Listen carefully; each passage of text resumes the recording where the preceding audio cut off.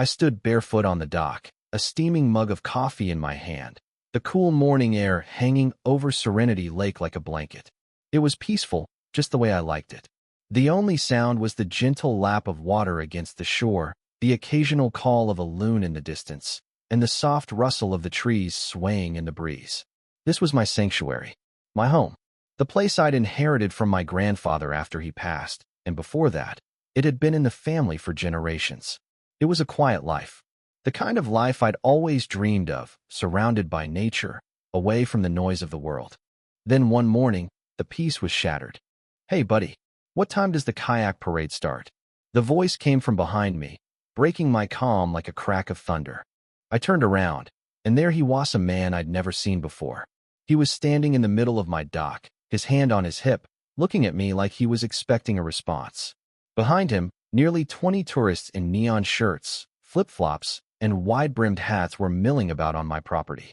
Some of them were snapping selfies with my fishing gear, others were spreading out yoga mats on my deck chairs. One woman even had the audacity to unstrap her baby's diaper and was rinsing it off in the lake. My blood ran cold. My heart rate spiked. My jaw clenched so hard I thought I might crack a molar. What the hell was going on? I wasn't running a resort. This wasn't some public park where anyone could come and do whatever they wanted. And yet, there they were acting like they had every right to be there, like I'd somehow invited them. I could feel the anger rising in my chest, and I knew right away I wasn't going to stand for it. It didn't take long to figure out who had sent them. Her name was Karen, and she was standing at the end of my bridge, waving at me like we were old friends. She had a huge grin on her face, like she was welcoming guests to a Napa Valley vineyard, and she couldn't have been more smug about it. That's when I knew. She'd declared war, and she didn't even realize it. I'm Lucas Weller, by the way.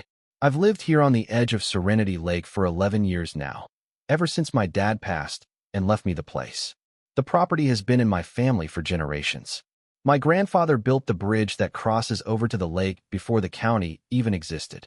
And after he passed, I inherited it along with the land and the rights to that bridge. The bridge isn't just a way to get from one side of the lake to the other. It's the gatekeeper.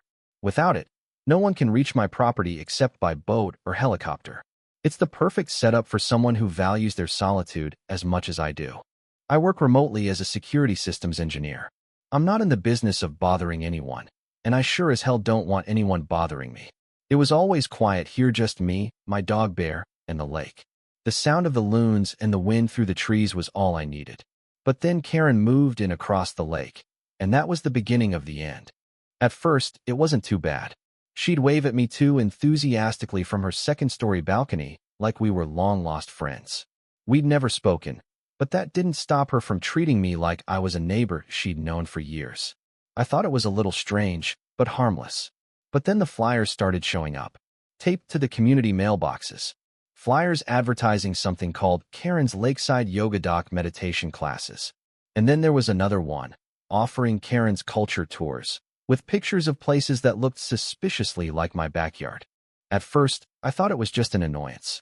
But I should have known better. I should have seen what was coming. 2 weeks before the tourist invasion, I noticed something odd. More cars than usual parked at the base of the lake entrance. It wasn't uncommon in summer, but it was strange considering how quiet our road had always been. Then came the drone. I spotted it while I was on a Zoom call one afternoon. It hovered over my boathouse, buzzing like a mechanical hornet, taking pictures or videos, I wasn't sure which.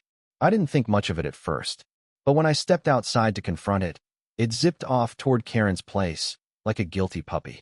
I didn't put it together at the time, but I should have. The following weekend, it happened. I woke up early to the sound of a tourist shuttle, a full-sized bus, the kind you'd see hauling retirees through wine country, pulling up at the foot of my bridge. The tourists piled out, chattering excitedly, and Karen was standing there, waving them across like she was the hostess of a luxury hotel. She'd overridden the gate's manual controls and lowered the bridge herself. I came out to a crowd of 30 strangers on my land. Some kid was riding his scooter through my rose bushes. A woman was asking if my dog, Bear, was available for photos. And when I told them they were trespassing, they looked at me like I was the one in the wrong. One guy even said, "But Karen said it was fine." That was it. I had had enough. Karen sauntered onto my dock with a Bloody Mary in hand and a smug look on her face. She told me to relax, that they were just here for the experience. She claimed my place was so much more photogenic than hers. I couldn't believe my ears. I told her this wasn't a photo shoot, this was my home. She just smiled and said, "That's what makes it so authentic." The next day, I didn't let it slide. I checked every lock, every boundary marker, every inch of my property. I pulled up the bridge deed, the one that listed it as private infrastructure completely maintained by my family. There was no gray area, no loopholes. Karen had broken in, and she'd brought a caravan with her. It wasn't just a small mistake. She had crossed a line, and I was done being passive. That night, I went full tech mode. I started setting up trail cameras around the property. I reinforced the gate panel. I even coded a remote control system for the bridge. I wasn't just going to stop her, I was going to trap her. And I made sure I had a backup plan. A solar-powered motor, so I could raise or lower the bridge from my phone. It wasn't just about stopping her anymore. It was about making sure she would never cross that line again. The next time she tried, I was ready.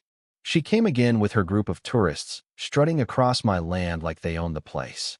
I waited until she stepped onto my deck, looking like she was hosting a brunch for royalty. Then, I pressed a button. The bridge groaned and began to lift, slowly retracting back toward my side of the lake. Karen's face was priceless. She gasped, screamed, "You can't do that." But I didn't stop. I let her guests panic. Some thought it was part of the experience. Others were calling out to know how they'd get back to their cars. Karen called me a menace. I told her trespassing was a crime, and if she didn't want to swim back, she'd better start figuring out a way to get out of there. When the sheriff deputies arrived, I offered them lemonade and showed them the footage, the property deeds, the HOA charter that clearly stated no one could use another person's property without consent. They told Karen to stop organizing illegal events before someone decided to sue her. And just like that, I knew I had her. But I wasn't done. This was only the beginning. The next morning, I started planning my next move. I wasn't just going to protect my property. I was going to make sure Karen knew I was in control now. I began upgrading the cameras around the lake, better resolution, motion alerts. Every angle covered. Karen wasn't going to step onto my land again without me knowing. I even rigged a speaker beneath the bridge, just in case I wanted to address any future trespassers with a little bit of flair. But I found something even worse than I'd anticipated. While inspecting the bushes near the manual crank lever, I found a GoPro half dead but still recording. I pulled the footage off the memory card, and what I saw made my blood boil.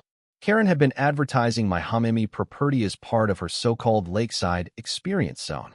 She'd even called my bedroom balcony the perfect selfie spot. And worse, she'd been charging people for it. I documented everything. Screenshots of her website, the GoPro footage. I sent it all to my lawyer. His reply was simple: "She's toast." I knew this was the moment. This was my chance to shut her down once and for all. I had the evidence, and now I was going to take action. But Karen wasn't done. No, she wasn't going to give up so easily.